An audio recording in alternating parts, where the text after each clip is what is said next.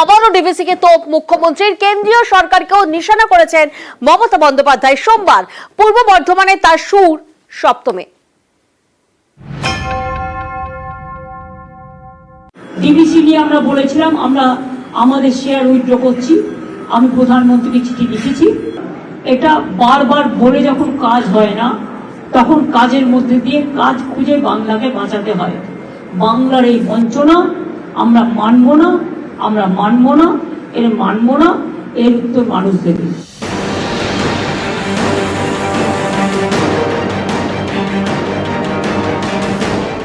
DVC ছাড়া জলে ভাসছে দক্ষিণবঙ্গের বিস্তীর্ণ এলাকা।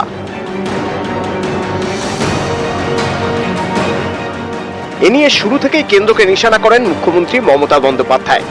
গত শনিবার প্রধানমন্ত্রীকে চিঠি লিখে ডিভিসির কমিটি থেকে পশ্চিমবঙ্গের প্রতিনিধি সরিয়ে নেওয়ার কথাও জানিয়ে দেন। তারপরেই ডিভিসির Damodar valley reservoir regulation committee থেকে পদত্যাগ করেন রাজ্যের দুই প্রতিনিধি। আমাদের দুজন মেম্বার ছিল, কিন্তু তাদের কোনো কিছু জানানো হতো না।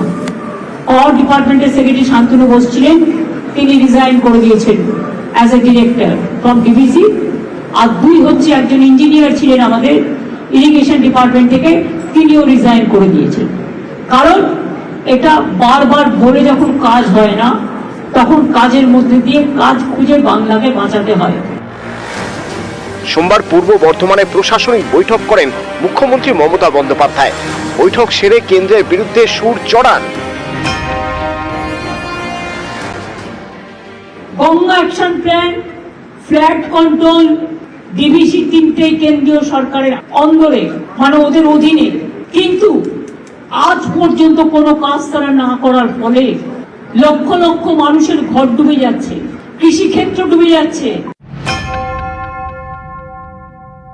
বড় বড় বিল্ডিং বানিয়ে, নিজেদের মূর্তি বানিয়ে যে টাকাটা আপনারা খরচ করেন, দয়া করে কেন্দ্রীয় সরকার তার 1/4 যদি আমরা পাই, আমরা Ganga action plan, flood control সিচুয়েশনটা আরো ভালো করে করতে পারি। ঝাড়খণ্ডে বৃষ্টি হলে আমাদের চিন্তা হয়, জলটা ছেড়ে দেয় নিজেদের বাঁচাতে টোটাল বাংলার উপরে। মালদা মুর্শিদাবাদ যখন প্লাবিত হয়, বিহারেরও কিছুটা অংশ প্লাবিত হয়, কিন্তু বিহার তখন বাঁধ কেটে দিয়ে জলটা বাংলায় ঢুকিয়ে দেয়।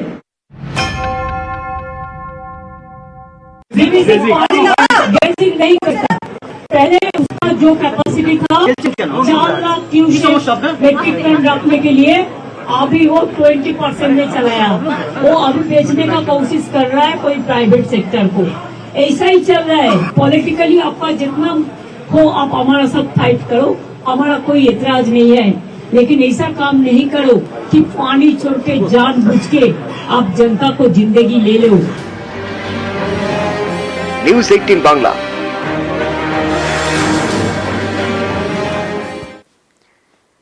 ডিভিসি ছাড়া জলে প্লাবন। কিছু জায়গায় জল নামলেও অনেক জায়গা এখনো ডুবে। কোথাও কোমর সমান জল, তো কোথাও আবার জল বের করতে চালানো হচ্ছে পাম্প। খানাকুল, আমতা এবং পাঁশকুড়ার যন্ত্রণার সেই জল ছবিটা দেখুন। হুগলির খানাকুল ভাসছে, জলমগ্ন 20টির বেশি গ্রাম পঞ্চায়েত। উঁচু জায়গা থেকে জল নামছে, নিচু এলাকা এখনো ডুবে। এই সব এলাকায় বাড়ির একতলা জলের নিচে। যাতায়াতে একমাত্র ভরসা নৌকা। স্বাস্থ্যকেন্দ্রে জল, তাই উঁচু জায়গায় শিবির করছেন স্বাস্থ্যকর্মীরা। এখানকার যতটুর এলাকা অবধি যাওয়া যায় আমরা মোটামুটি গেছি। আমার আশা দিদি, আমার এএনএম দিদিরা সবাই ওষুধপত্র দেওয়ার চেষ্টা করেছে। সুস্বাস্থ্য কেন্দ্র টোটালি আমার জলের তলায় চলে গেছে। সুস্বাস্থ্য কেন্দ্রে আমরা ঢুকে পরিষেবা দিতে পারছি না, সেই জন্য আমরা এলাকার বাইরে বাইরে গিয়ে যতদূর সম্ভব দিতে পারছি। খানাকুলে ত্রাণ বিলি করে কামারপুকুর রামকৃষ্ণ মঠ ও মিশন। বিভিন্ন গ্রামে যেসব জায়গা আরো বেশি বেশি জলবন্দী হয়ে আছে মানুষ, সেই সব জায়গায় পৌঁছে দেবো। এখন প্রাথমিকভাবে আমরা চিড়ে, চিনি, বিস্কিট সবার হাতে তুলে দেবো। বেলুর মঠ থেকে করা হচ্ছে। হাওড়ার আমতা ও উদয়নারায়ণপুর, এখানেও উঁচু জায়গা থেকে জল নামছে, ভাসছে নিচু এলাকা। আমতায় জমা জল বের করতে চালানো হয় পাম্প।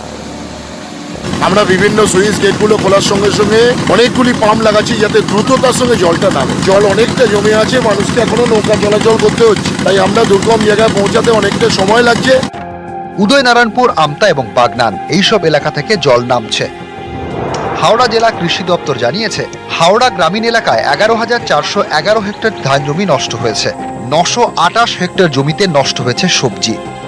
পুরো জমিটাতে ধান ছিল, আশপাশে লোকালের সময় অনেক সব জমি একটা কিছুই জায়গায় নেই, সব একদম জলে তোলা দিক পুরোপুরি নষ্ট হয়ে গেল। ধান আর কিছুই হবে না।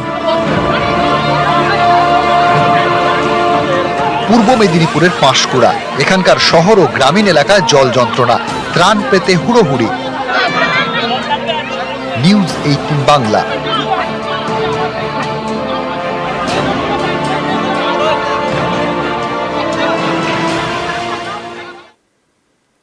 জল কিছুটা নামলেও ঘাটাল এখনো ভাসছে। যাতায়াতের জন্য ভরসা নৌকা, আর জলের তোড়ে সেই নৌকা উল্টে বিপত্তি।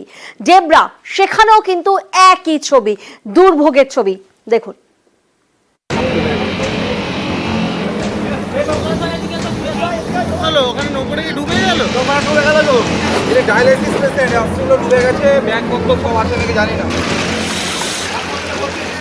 পশ্চিম মেদিনীপুরের ঘাটাল এখন ভাসছে। এরই মধ্যে ঝমঝমিয়ে বৃষ্টি।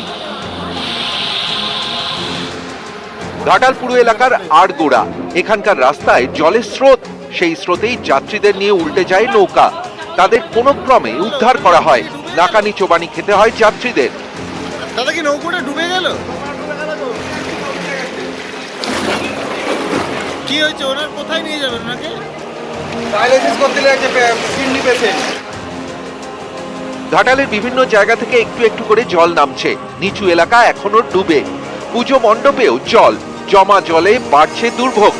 এলাকায় ত্রাণ বিলি করেন প্রশাসনের আধিকারিকরা। বন্যার পরিস্থিতি বলতে আস্তে আস্তে করে কমছে। নিচের দিকে যত যাবেন তত জল আরো আছে এবং কমতে কমতে এটা দিন 5-6 লাগবে, যদি না কোনো প্রাকৃতিক দুর্যোগ হয়। একই ছবি পশ্চিম মেদিনীপুরের ডেবরায়। এখানে কাঁসাই নদীর জলস্তর কিছুটা নেমেছে, এখনো বিস্তীর্ণ এলাকা জলমগ্ন।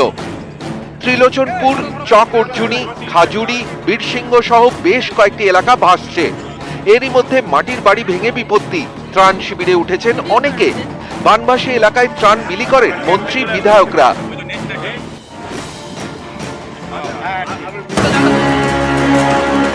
ডেবরার গা ঘেঁষে বয়ে গিয়েছে কাঁসাই নদী।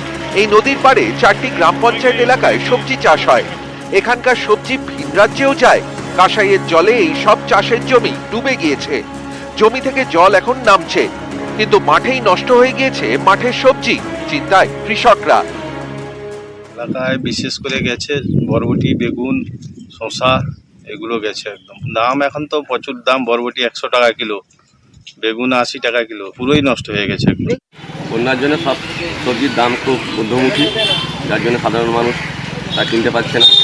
সাধারণ মানুষের ক্ষেত্রে এই সবজি কেনাটা খুব দুরূহ ব্যাপার হয়ে যায়। নিউজ 18 বাংলা। ফুসছে ইছামতি, ভাসছে গাইঘাটার গোপালপুর, নদিয়ার গয়েশপুর এবং নাকাশিপাড়াতেও, সেখানেও কিন্তু জল যন্ত্রণা একেবারে চরমে। দেখুন।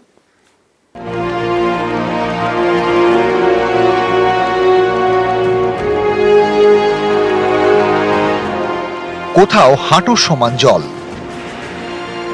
কোথাও কোমর সমান। ডুবেছে বাজার, বন্ধ দোকানপাট। গ্যাস সিলিন্ডার ভাসিয়ে নিয়ে যাওয়া হচ্ছে অন্য জায়গায়। উত্তর 24 পরগনার গাইঘাটা, এখানকার রামচন্দ্রপুর গ্রাম পঞ্চায়েত এলাকার পাশ দিয়ে বয়ে গিয়েছে ইছামতি নদী। এই নদী এখন ফুঁসছে। পাড় ছাপিয়ে জল ঢুকেছে গোপালপুর বাজার সহ আশেপাশের এলাকায়। জমা জলে দুর্ভোগের এক শেষ। স্থানীয়দের দাবি, ইছামতি নদীর সংস্কার না করায় এই বিপত্তি।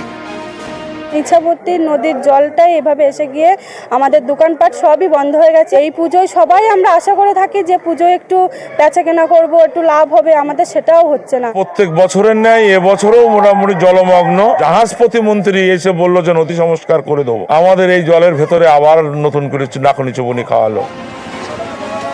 ভাগীরথীর জলে ভাসছে নাকাশিপাড়া ব্লকের আকন্দডাঙ্গা কুলেপোতা।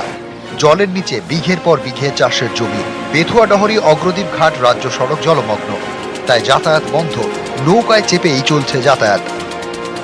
উপর দিয়ে ব্রিজ করার জন্য আমরা অনেক জায়গায় বলা হয়েছে, ছোট নৌকা, সবাই প্যাসেঞ্জার যেতে পারছে না।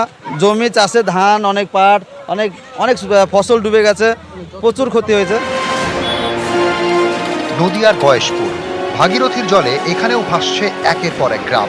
রাস্তায় জল, চাষের জমিতে জল, মাঠের ফসল মাঠেই নষ্ট। আমাদের পটল, ঝিঙে, উচ্ছে, এসব ধান, পাট বহুত কিছু ক্ষতি হয়েছে। 5টা গ্রাম একদম ফ্ল্যাট হয়ে গেছে। প্রায় 4টে গ্রামের মানুষ এখানে নৌকাতেই যেতে হতে, মানে আর একটু বাড়লি আরো বিপদ হতো। চাষের জমি সমস্ত কিছু জলের তলে। সব ডুবে গেছে, আমাদের সব চড়া এলাকা তো, সব ডুবে গেছে। নিউজ 18 বাংলা। অন্যদিকে আরজিকরের ঘটনার তদন্তে নয়া মোড়। দ্রুত ময়না তদন্ত না করলে রক্ত গঙ্গা বইবে। দেহ উদ্ধারের দিন ময়না তদন্তকারী চিকিৎসককে এমনই হুমকি দেওয়া হয় বলে অভিযোগ। নির্যাতিতার কাকা এবং প্রাক্তন কাউন্সিলর পরিচয় দেওয়া ব্যক্তি হুমকি দেন, এমনটাই অভিযোগ।